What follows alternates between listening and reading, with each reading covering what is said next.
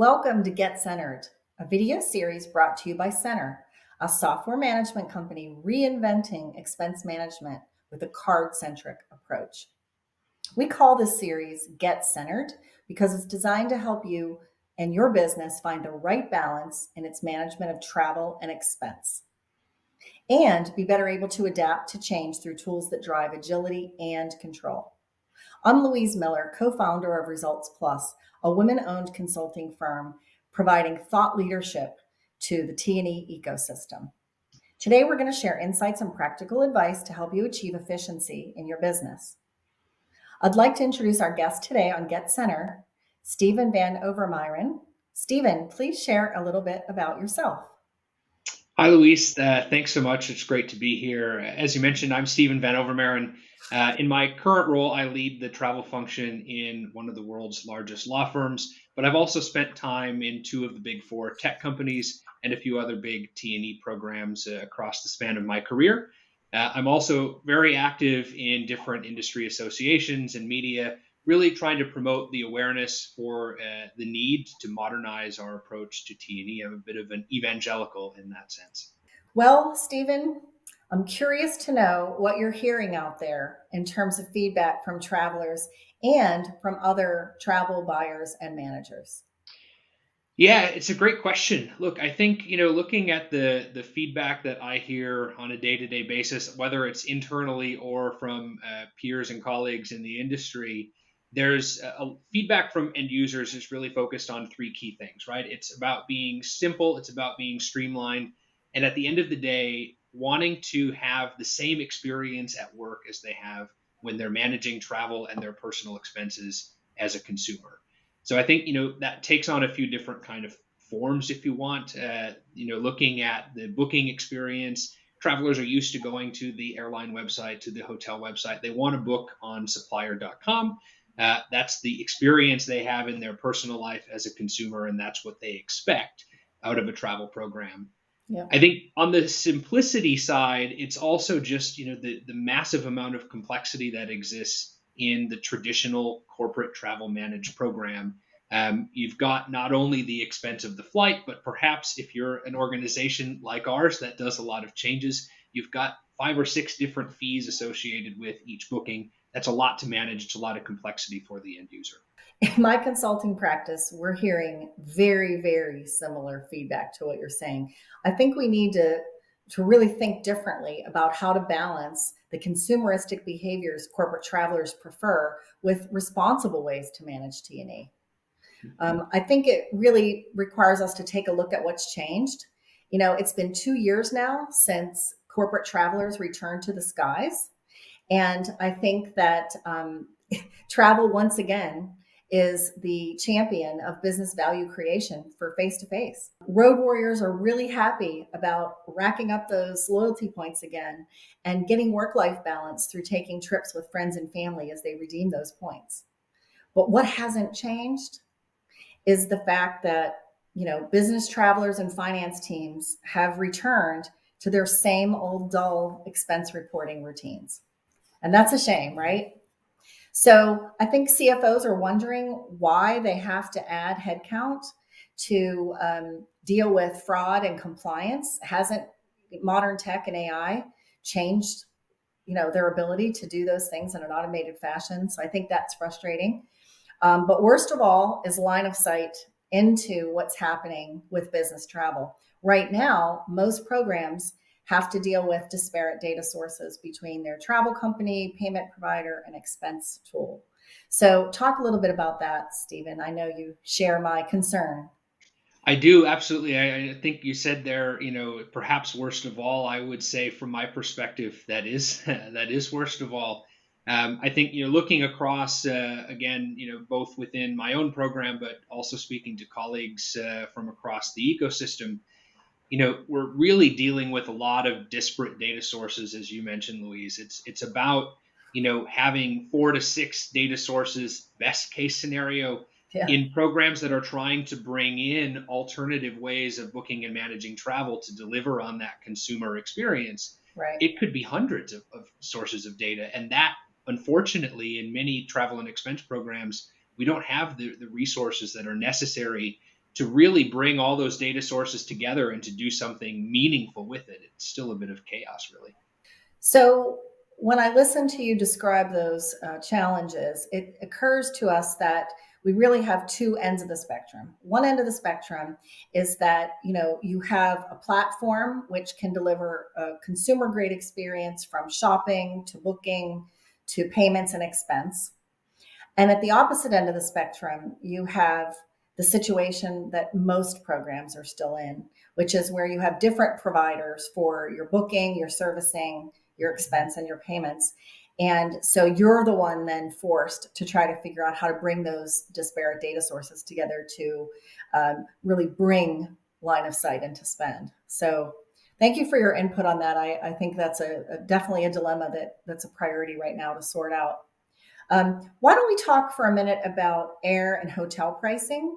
Because I think we see that rising prices and the complexity of the restrictions has just really changed in the past couple of years. What are you hearing on those topics?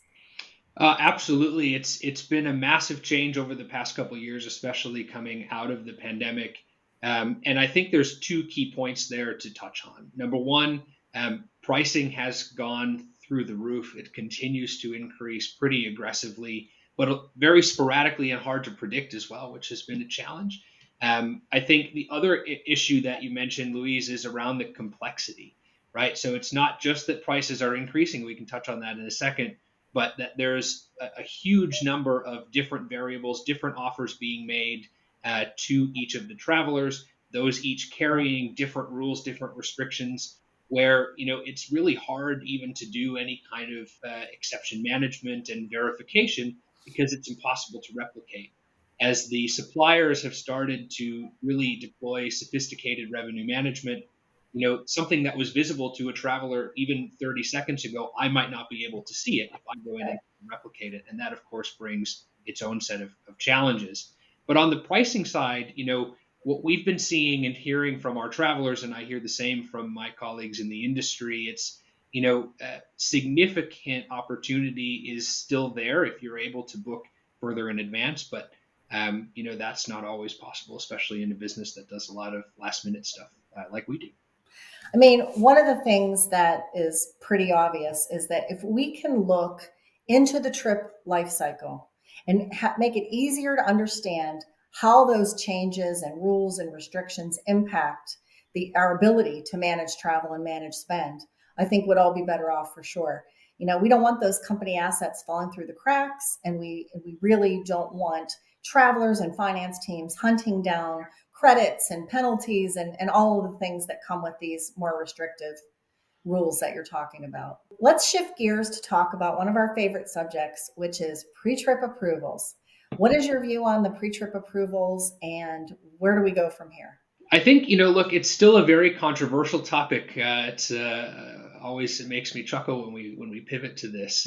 But I think, looking at feedback from across the ecosystem, if there was an opportunity for people in travel and expense management to really see real-time data on each step of that process flow, as you mentioned, from booking to payment and then finally to expense and reconciliation, there wouldn't really be as much of a need for pre-trip approvals. And I think that some would reconsider their use of them, again, if that real-time data and real-time visibility was a reasonable option for them. Yeah, it seems like there's two personas of travelers out there. And when we talk about how they book and the consumeristic approach they use, and then all the things we have to do on the back end, it seems like one persona is more apt to try to book direct with suppliers, and the other persona is more likely to book through TMC. So in the road warrior scenario, you have travelers who are elite members for the top suppliers they travel with, and they have access to elite member lines and chat. And they also have access to staff to help them get restrictions waived, some of those very penalties and things that you were talking about before. Additionally, these road warrior travelers are probably using, wallet-based electronic payments, and have gotten rid of carrying around their personal credit card for personal purchases. And so they're very, very inclined to want to do the same thing for business travel. Let's deal with a wallet, virtual payment. We don't need to carry a plastic card anymore, and we can help with sustainability and our company's goals.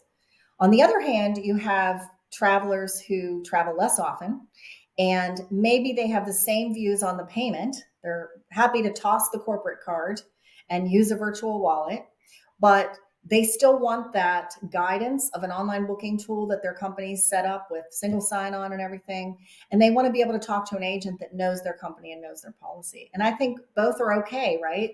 But I think understanding the different personas of the different travelers is really helpful, for our discussion today as well.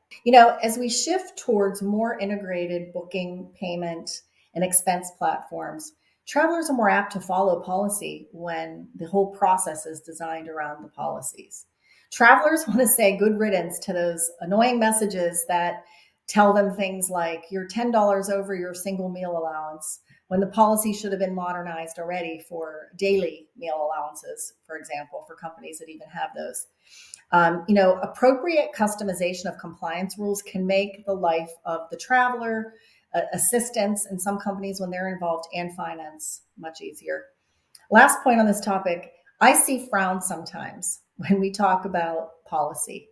But really, policy can be the superhero of your travel program when it enables excellent service and it enables efficient process, right? So let's wrap up with how pricing and the increase in pricing is impacting our businesses today. What do you hear out there? Well, I think, there's a couple of things that we're hearing. I'm getting a lot of noise today around, we talked a little bit earlier about how high prices are and being able to mitigate some of that pricing and price increase by trying to plan a little bit more in advance, which of course can drive a significant savings. But I think too, when we talk about policy and that idea of making sure that the policy is helpful rather than something that causes frowns, as you mentioned. A good policy needs to be logical and make sense to the traveler. And in that way, having sort of blanket policies is really hard. You can't really avoid. Sometimes there's going to be some exceptions, and finding a way to customize the policy and make it very logical so that you're not getting those types of alerts is really important.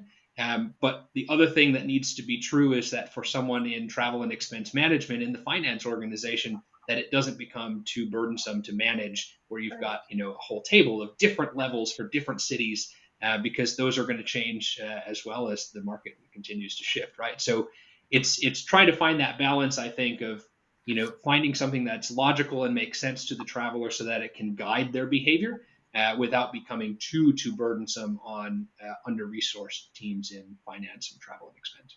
Yeah, it sounds like a big takeaway from our session today is the need to build confidence in the T&E program. Managing employee spend and business travel in particular feels really chaotic right now, especially to finance teams and travelers. So I think anything we can do to shed light on the issues and make it simpler are very well received by our stakeholders. But mostly, I think we can benefit from simply really good tech. And I know that that's a campaign that you and I have both been on for a long time. Thanks, Steven, for your time today and having this conversation with me. We really appreciate your being here. And for our listeners, would like to wrap up with a message from Naveen Singh, our CEO and co-founder of Center. Also, we look forward to our next episode of Get Centered. And in the meantime, if you want to check out Center and our services, you can check us out at getcentered.com. Over to you, Naveen. Thank you, Louise. And thanks everybody for joining us today on our first episode of Get Centered. As Louise and Steven mentioned, managing business travel and employee expenses can be quite a chaotic process. At Center, our approach has always been to deliver the real-time visibility and information for finance teams, for CFOs, and for travel managers to make informed decisions, while also balancing that with delivering an incredible consumer-grade experience for the business traveler. When you make managing travel and expense as easy as swiping a credit card, compliance becomes second nature. We hope you enjoyed all the information that we brought to you today and are excited to have you join us again in the future. Until next time.